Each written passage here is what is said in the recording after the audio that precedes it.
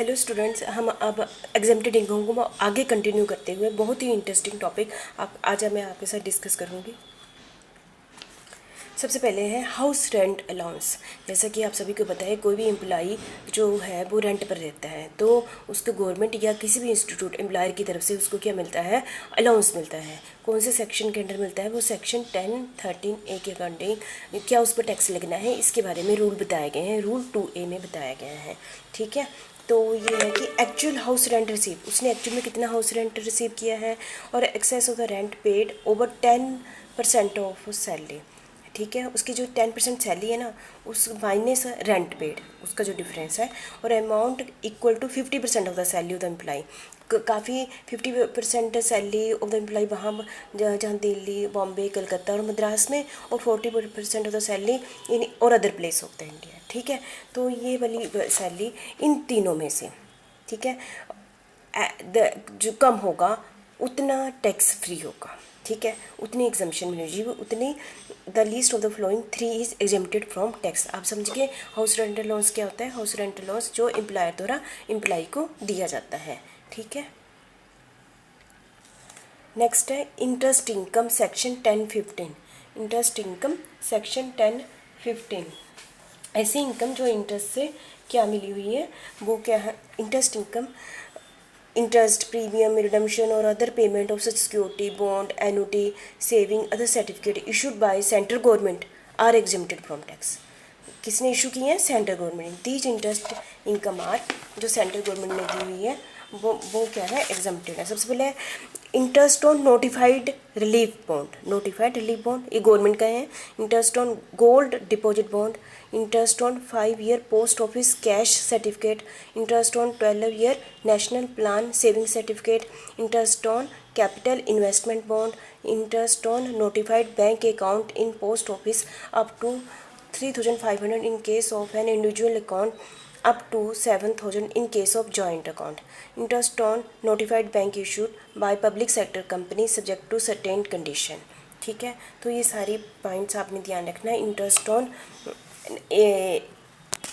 Interest income according to section 10(15). ठीक है, next है अगला हमारा education scholarship according to section 10(16) के अकॉर्डिंग।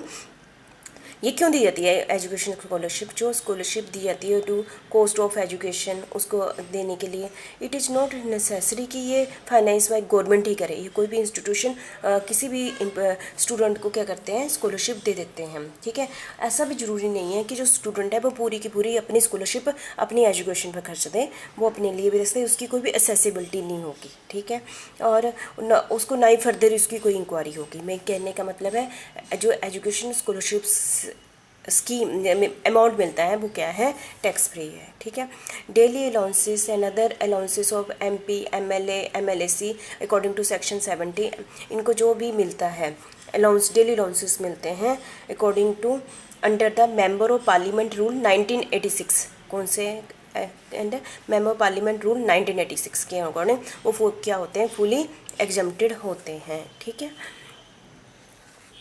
नेक्स्ट है अवार्ड और reward given by government under section 10(17)(a) के according any payment made with whether it is in cash और इन काइंड। कोई भी रिवॉर्ड मिलता है गवर्नमेंट की तरफ से, वो क्या होता है, फुली एग्जेम्प्टेड होता है।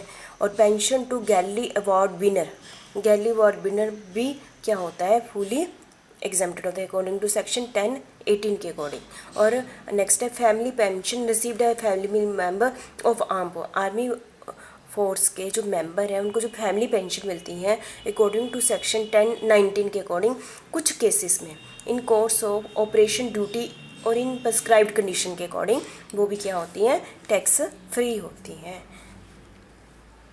ठीक है, और हमारा आगे नेक्स्ट आ गया एनुअल वैल्यू ऑफ